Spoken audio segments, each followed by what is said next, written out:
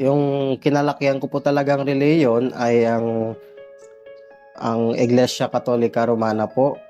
Sinabihan din po ako ng pari na nag-First Communion sa akin na gusto ko raw po ba na maging sakristan. Sinabi ko na opo, gusto ko pong magsakristan. Nag-interesado lang po akong maging sakristan dahil gusto ko pong maglingkod sa ating Panginoon Diyos po. Dati po ay excited po ako kapag may misa at ang sigla-sigla ko po kapag may mga activities kami sa simbahan. Takala ko po ay napapalapit ako sa ating Panginoong Diyos dahil naglilingkod ako sa Kanya. Yung mga kasamaan ko po na sakristan dati, hindi nila pinagpapahalagahan pagiging sakristan. Pag nasa likod kasi kami ng altar, kung ano-ano po yung mga ginagawa namin doon. Yung tinapay po na imbis na basbasan po muna ng pare po, nauuna na po silang kumain doon.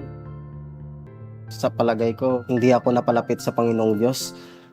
Tumigil na po ako sa pagsasakristan ko po. Hindi ko po makakalimutan na nakamit po ako ng Iglesia ni Cristo.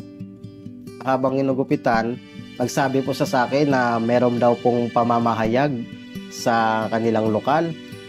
Ako naman, dahil hindi naman ako active na noon sa pagiging sakristan ko, sumama naman ako.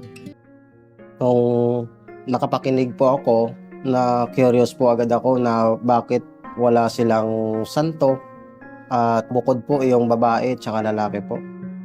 Sa patuloy ko pong pakikinig sa mga aral po ng Iglesia ni Cristo, masakit po kasi po akala ko yung pagiging Katoliko po, yun na po yung nasa tamang relihiyon ka na po, na yung inaaniban, yun po ay makapaghatid sa iyo ng kaligtasan. Yun pala ay hindi pala po.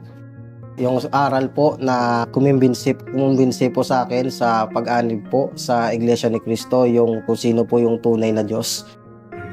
At nalaman ko po na yung tunay na Diyos po ay ang Ama po na nasa langit. Nabautismuhan po ako September 20 po, 2019. Ang araw ng bautismo ko po ang isa sa pinakamahalagang araw ng buhay ko kasi alam ko na po na lahat ng pagtupad ko at paggawa ay napapalapit ako sa Diyos. Kaya hindi ko po ititigil ang aking kasiglahan sa paglilingkod sa Kanya. Nagpapasalamat po ako sa ating Panginoong Diyos at sa ating Panginoong Jesucristo dahil mas lubos ko pong naunawaan yung mga aral na dapat sampalatayanan. Dati po, malapit po yung loob ng aking ama. At nung nalaman niya na Iglesia ni Cristo na po ako, parang yun po, inaano niya na po ako dahil palagi na raw po akong busy sa pagka-Iglesia ni Cristo daw po. Galing po kasi ako noon sa pagugupit. Gutom na gutom po ako noon. At nagluto po siya ng sinabawan na manok po.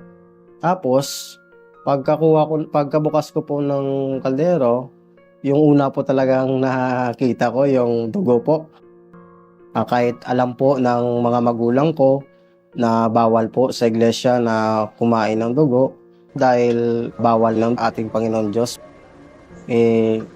Parang tinesting po ako ng tatay ko kung tapat pa ako na sa pagiging Iglesia ni Cristo ko po. Nung time na yon, habang kumakain ako, pinakita ko talaga sa kanya na yung ulam ko, hindi ko kinain yung niluto niya.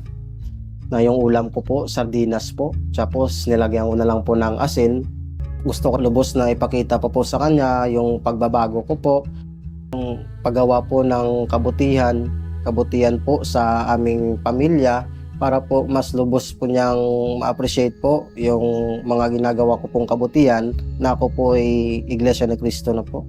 Ipinagpapanata ko na lang po, ipinapa sa Diyos ko yung aming pamilya na sana matawag na sila. Nanalangin po ako sa ating Panginoong Diyos na huwag pong mahadlangan ang aking pag-anib sa loob ng Iglesia ni Cristo at maunawaan ako ng tatay ko po.